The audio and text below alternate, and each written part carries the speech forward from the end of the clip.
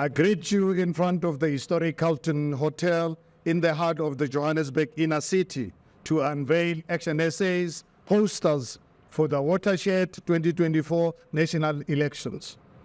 We have chosen this location for what it symbolizes about the decline in South Africa under the ruling party over the last 30 years, and its failure to deliver on the promise of a better life for all. The Carlton Hotel was once known as a jewel of Johannesburg inner city. It was a world-renowned five-star hotel and hosted many celebrities, including Whitney Houston, Mick Jagger, Whoopi Goldberg, and others.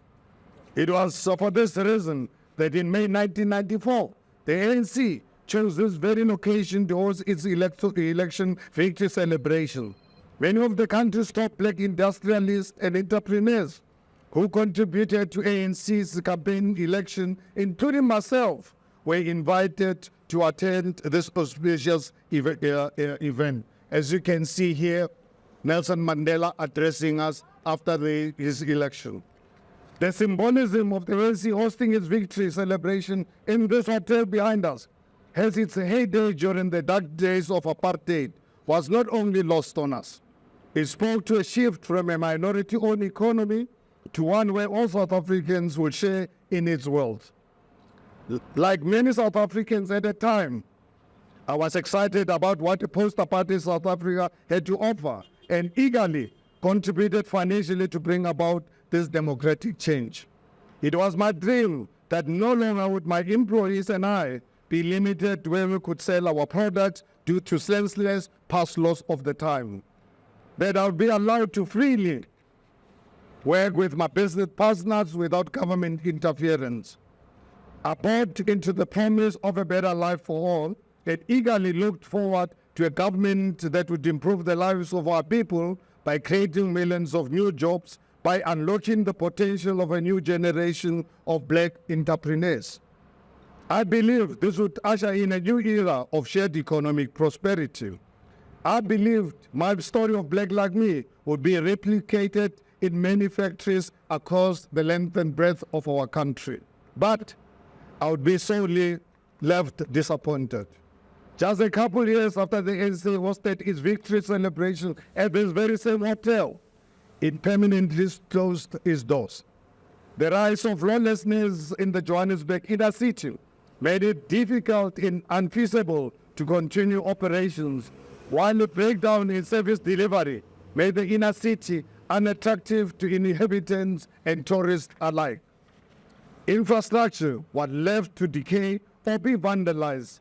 Crime and grime set in, and investment in new infrastructure came to a total standstill.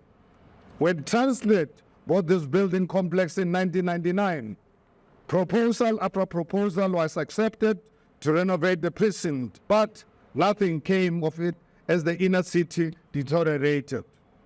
I saw firsthand during my time as executive mayor of the city of Johannesburg, raiding buildings that have been hijacked by criminal syndicates and were subjecting residents to the most inhuman of conditions. The story of what happened to the Carlton Hotel would be replicated across the city of Johannesburg and indeed across South Africa under the ruling party. Today, the Haramgua Industrial Park, where I helped launch Black Like Me in January of 1985, is a deserted shadow of itself as the manufacturers settle left South Africa in search of more favorable alternatives overseas and other places, with greater incentives, a lower cost of doing business, and a government that considered the private sector to be a partner, not an adversary. Economic growth stalled, averaging 1% over 15 years, while our expanded unemployment rate exponentially grew to over 40%, the highest in decades. Today, fellow South Africans, over 26 million South Africans are dependent on social grants for just basic survival. That is nothing to celebrate. It is black South Africans who remain the worst off in our society today. Fellow South Africans, the promise of a better life for all that Mandela celebrated at the Carlton Center in 1994 did not become a reality. 30 years since 1994, most of our people are struggling and poverty is on the rise. The brief gains were made shortly after democracy have been reversed through corruption, the breakdown of the rule of law, and selfish and unpatriotic leaders. Misguided economic policies such as broad-based Black Economic Empowerment Act of 2003 were designed to enrich a selected few, such as President Cyril Ramaphosa himself, while communities in Khayelitsha and Orange Farm were left behind. Instead of growing a broad black middle class, the ruling party chose to benefit a small group of politically connected entrepreneurs who became wealthy through the exploitation of state resources. During the state capture years, this was nothing less than outright, shameless looting. But despite the signs of concern, South Africa's story will not end here. A new chapter is being written as we speak. Fellow South Africans, this year, we have the first real opportunity to bring positive change and hope to South Africa and remove a cruel government that has failed to deliver on its promises after 30 years in government. This year, we have the opportunity to try something new by taking action to remove the ruling party and replace it with a government that will put the needs of South Africans first. But we need not do this as an armchair critics or by sitting on our hands. It was when I realized that when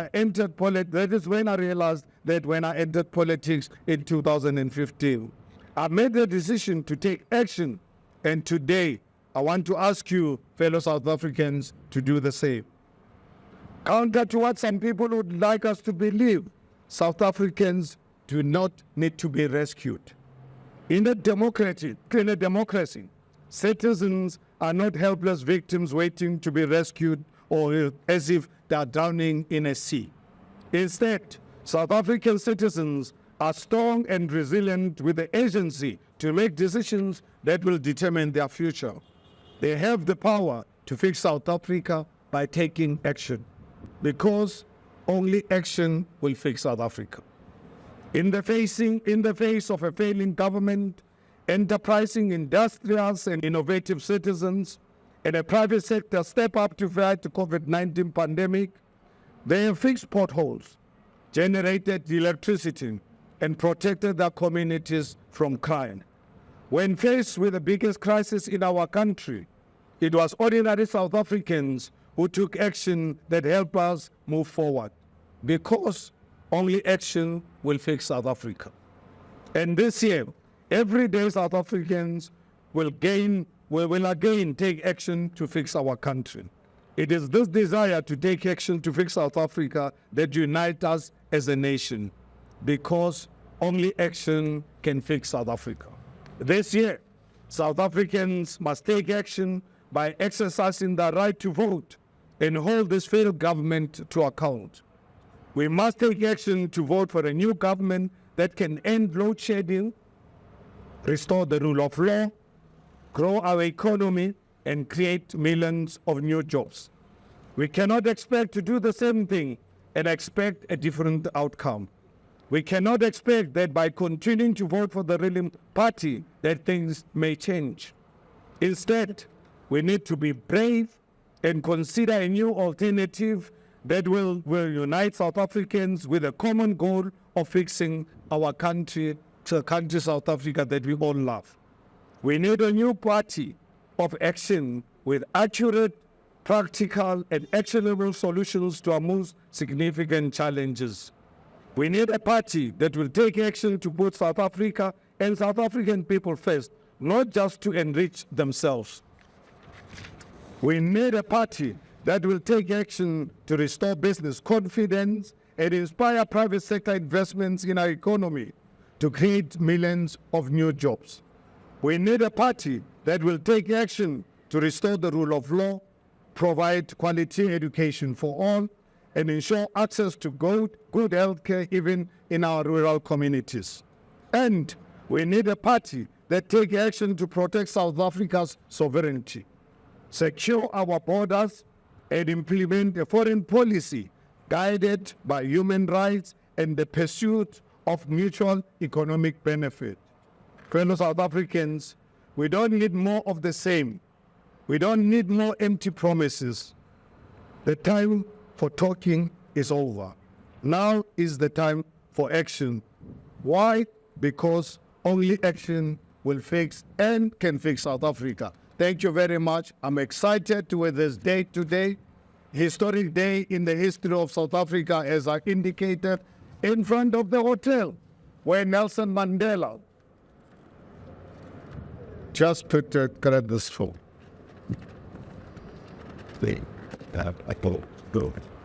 This is the place, this hotel, where Nelson Mandela invited some of us, including myself, to celebrate the victory, which some of us contributed to make it happen. And on this day, as you can see, in May of 1994, Nelson Mandela promised a better life for all. 30 years later, South Africans are seeing a nightmare. South Africans are seeing a nightmare. So today, why we've decided to have this event here in front of the Carlton Hotel is to say to South Africans, we have another opportunity to bring a better life for all. Thank you very much.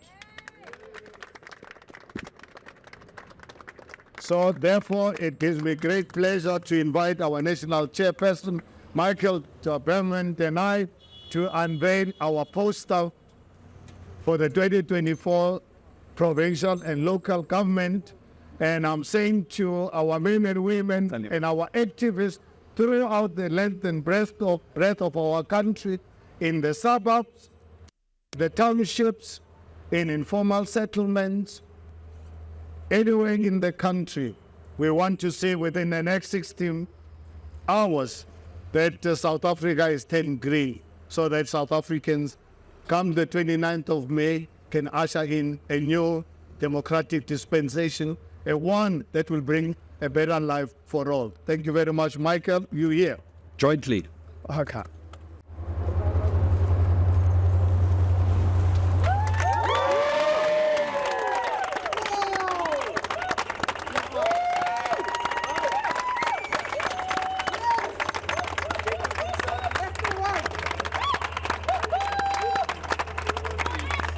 Fellow South Africans, within the next 60 hours, you're going to be seeing these posters throughout the country. You're going to see them in all 9 languages, in obviously respective areas and communities where they are relevant. But at the end of the day, the presidential one, you will see throughout the country. Only action will fix South Africa. We are not going to fix action. We are not going to fix South Africa by going around openly and unashamedly lie to people of South Africa, as Michael indicated, like President Cyril Ramaphosa would go to people of Alexander, promise them 1 million houses in 2019, just before I left as a mayor of the city of Johannesburg. Went to people of Alexander, promised them 1 million houses. I don't know if there's anyone from Alexander who here who can tell us if one was there a house built. We are not going to be like Lesotho Panyaza. Stand in front of this nation, coming in the city of Johannesburg. I see billboards on the freeway, promoting himself, self-promotion, about the state of the province address, spending millions of our money. That actually, as I saw this, reminded me in 2016 when I was campaigning against Pakstow. You remember what Pakstow used to spend to promote himself? But what happened? People of Johannesburg showed him fire. That is why when he lost the mayoralty on the 22nd of August, he never believed. Because he had actually served that delusion in his life. He never thought he'd lose. And I just want to really send a very strong signal to Panyaza.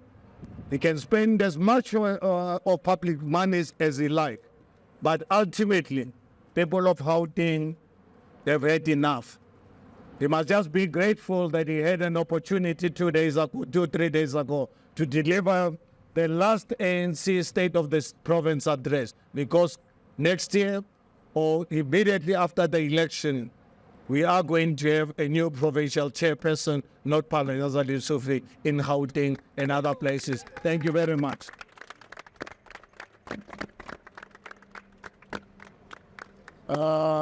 Members of the media, welcome once again. Are there any questions to the President and the National Chair? All right, you are all covered. Speaks for itself. And there will be one-on-ones, Nessa, that will be made available. So thank you very much for attending the event. Henceforth, we are going on the ground. As the President has directed, we are going to put up all these posters across Gauteng, every ward, that will put all these posters there. The provincial unveiling of the poster will be happening tomorrow, and we'll notify all of you where it's going to be and what time. Thank you very much.